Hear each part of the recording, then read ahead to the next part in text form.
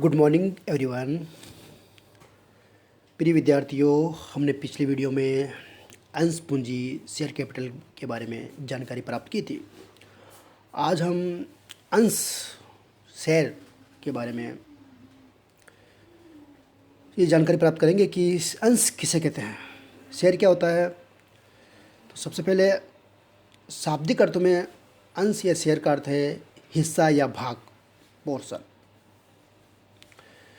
Company की अंश पूंजी विभिन्न हिस्सों में बटी होती है। इस प्रकार अंश पूंजी वाली कंपनी की संपूर्ण पूंजी को एक निश्चित रकम के हिस्सों में विभाजित किया जाता है। ओके, अंश पूंजी वाली कंपनी की संपूर्ण पूंजी को एक निश्चित रकम के हिस्से में विभाजित किया जाता है। इन्हें हम अंश कहते हैं, यानी शेयर कहते हैं। जैसे किसी कंपनी की संपूर्ण पूंजी 10 लाख रुपए है। कितनी है? 10 लाख रुपए है, जो कि 10 रुपये की निश्चित राशि के 1 लाख अंशों में विभाजित है, यानी डिवाइडेड है। तो 10 रुपये की प्रत्येक इकाई को कंपनी का क्या कहा जाएगा? अंश या शेयर कहा जाएगा। सरल शब्दों में ये कह सकते हैं कि अंश एक निश्चित रकम की बहुसंख्यक इकाइयों में से एक हिस्सा है जिनमें कंपनी की पूंजी को विभाजित किया जाता है। अन्य अर्थ में हम ये कह सकते हैं कि अंश अथवा शेयर का अर्थ किसी कंपनी के भाग या हिस्सा होता है, पोर्शन होता है। एक कंपनी की कुल स्वामित्व यानी मालिकाना हक को लाखों करोड़ों भागों में या टुकड़ों में बांट दिया जाता है। अब यहाँ पे स्वामित्व का यानी मालिकाना हक का हर एक टुकड़ा या भाग एक शेयर होता है। इसके पास जितने ज़्यादा भाग होंगे या टुकड़े होंगे, यानी जितने ज़्यादा शेयर होंगे कंपनी में, उसकी हिस्सेदारी उतनी ही ज़्यादा होगी। अब यहाँ पे क्या कर सकते हैं? जो हिस्सेदारी है, जो लाभों की जो हिस्सेदारी है, उसको खरीदा भी और बेचा भी जा सकता है। अब यहाँ पे खरीदने और बेचने का काम क्या होता है? एक इम्पोर्टेंट है सेबी। सेबी क्या होती है, ये हमें जानकारी होनी चाहिए। SEBI securities and exchange board of India. Securities and exchange board of India, भारतीय प्रतिभूति और विनिमय बोर्ड। इसकी स्थापना कब हुई? 12 अप्रैल 1992। तो यहाँ पे ये साधारण अर्थ में अंश पूंजी। अब हम देखते हैं अंश पूंजी अंश के बारे में और देखते हैं कि ये अंश क्या होता है। तो अंश पूंजी का अनुपातिक भाग होता है जिसका प्रत्येक सदस्य अधिकृत होता है। या दूसरे शब्दों में अंश का आशय कंपनी की पूंजी में एक भाग से है। Okay, A share means of A share in A capital of the company. इसके अलावा एक विद्वान है MC कुंजल, वो कहते हैं अंश वह इकाई है जिसमें कंपनी की संपूर्ण पूंजी को विभाजित किया जा सकता है। A share in a company is one of the unit. A share in a company is one of the units into which the total capital of a company is divided। तो इस प्रकार हमने शाब्दिक या संकुचित अर्थ में देखा अंश के बारे में। अब हम देखते हैं एक विद्वान है जिनका नाम है बनकल। वो कहते हैं अंश सदस्यों द्वारा व्यक्तिगत रूप से दी गई पूंजी का वह अनुपातिक भाग है जो कंपनी की एक हिस्सेदारी के हित का प्रतिनिधित्व करता है। इसके अलावा इसके क्या होता है? अधिकार, कर्तव्य, दायित्व का निर्धारण भी किया जाता है। बुंजा गजदर बनाम इनकम टैक्स कमिश्नर के मामले में दिए गए निर्णय के अनुसार अंश क्या होता है?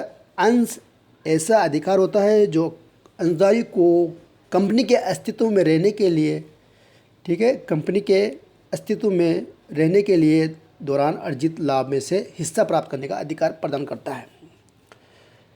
इसके अलावा कंपनी के समापन की दशा में, यानी कंपनी की जब समापन यानी समाप्त की दशा में कंपनी की संपत्तियों में से हिस्सा प्राप्त करने के लिए अधिकृत करता है।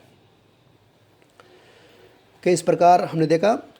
अब यहाँ पे जो इम्पोर्टेंट जो परिभाषाएं है वो कंपनी अधिनियम की धारा, कंपनी अधिनियम 2013 की धारा 2, धारा कौन सी, सेक्शन कौन सा, 2 की सब धारा 84 के अनुसार अंश पूंजी क्या है, अंश पूंजी अंश का आशय कंपनी के अंश पूंजी के उस अंश है। क्या है, कंपनी अधिनियम की धारा 284 के अनुसार क्या है, कंपनी का आशय एक कंपनी के अंश पूंजी से है तथा इसमें स्कंद भी शामिल है। तो यहाँ पे एक शब्द आया है स्कंद, स्टॉक। इसका हम नेक्स्ट वीडियो में जानकारी प्राप्त करेंगे। स्टॉक या स्कंद किसे कहते हैं और इनमें अंश और स्कंद में क्या अंतर है, यानी शेयर और स्टॉक में क्या अंतर है, वो हम नेक्स्ट वीडियो में जानकारी प्राप्त करेंगे। यहाँ पे हमने देखा कि इसमें स्कंद भी शामिल है यानी स्टॉक भी शामिल है जब तक कि स्कंद एवं अंश में स्पष्ट या गर्भित रूप से अंतर नहीं किया जा सकता। ओके, तो इस प्रकार एक बार फिर देखिए, कंपनी अधिनियम 2013 की धारा 2 एंड 2 की सब धारा 84 यानी 84 के अनुसार अंश का आशय एक कंपनी के अंश पूंजी से है तथा इसमें स्कंद भी यानी स्टॉक भी शामिल है जब तक कि स्कंद एवं अंश में स्पष्ट या गर्भित रूप से अंतर नहीं किया जा सके। तो इस प्रकार share means share in the share capital of a company and include stock expect where a distinction between stock and share in the expressed or implied। Okay, अब हम निष्कर्ष रूप से हम ये कह सकते हैं कि अंश पूंजी पूंजी का वह अनुपातिक भाग है, ठीक है, जो कंपनी में एक अंशधारी के हित का प्रतिनिधित्व करता है तथा इसके दायित्वों एवं अधिकारों को निर्धारित करने के लिए निश्चित धनराशि में अंकित किया जाता है। ये इसका निष्कर्ष रूप हो सकता है कि अंश क्या होता है, अंश पूंजी का वे अनुपातिक भाग है जो कंपनी में एक अंशधारी के हित का प्रतिनिधित्व करता है तथा इसके दायित्वों एवं अधिकारों को निर्धारित करने के लिए निश्चित धनराशि में अंकित किया जाता है। अब हमने यहाँ पे अंश का अर्थ जाना, तो यहाँ पे कुछ विशेषताएं हैं। एग्ज़ाम में कभी कभी इन विशेषताओं के बारे में भी पूछा जा सकता है,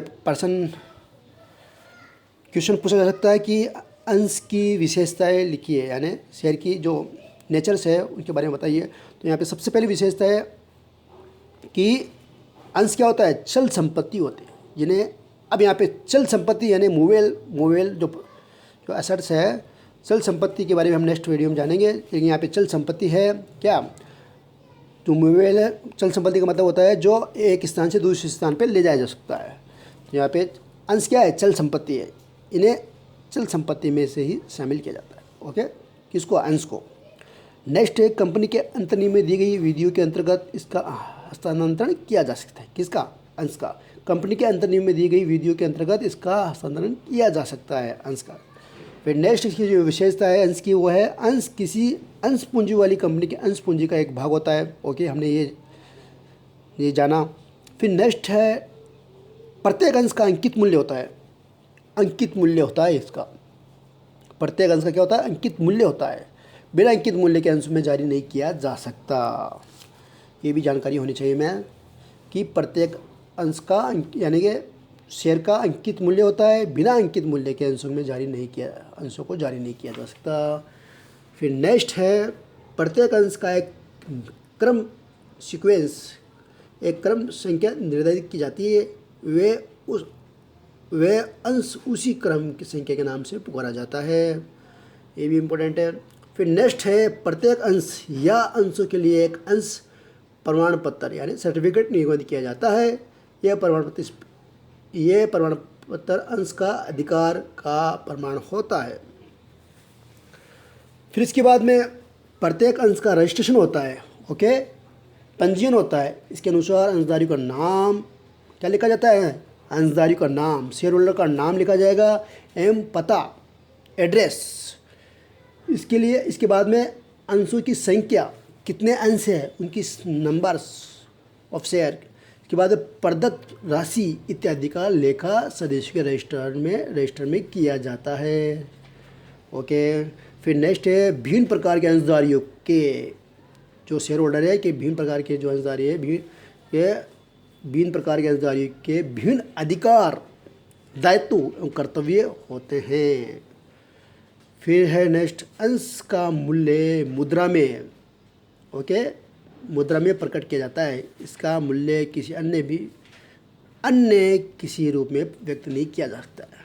अंश का मूल्य मुद्रा में प्रकट किया जाता है, इसका मूल्य किसी अन्य रूप में व्यक्त नहीं किया जा सकता। इसके बाद में अंश हस्तांतरणीय होने पर भी विनिमय साध्य प्रलेख नहीं है, ये इम्पोर्टेंट है। अंश हस्तांतरणीय होने पर भी विनिमय साध्य प्रलेख नहीं है। इसके अलावा इसकी अंश की और भी विशेष हो सकती है, जैसे भारतीय वस्तु विक्रय अधिनियम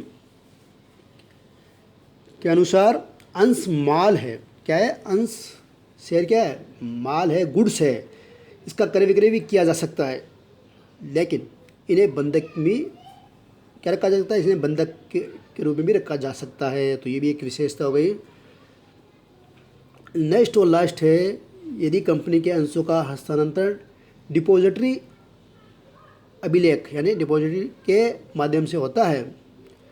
किसके माध्यम से? डिपॉजिटरी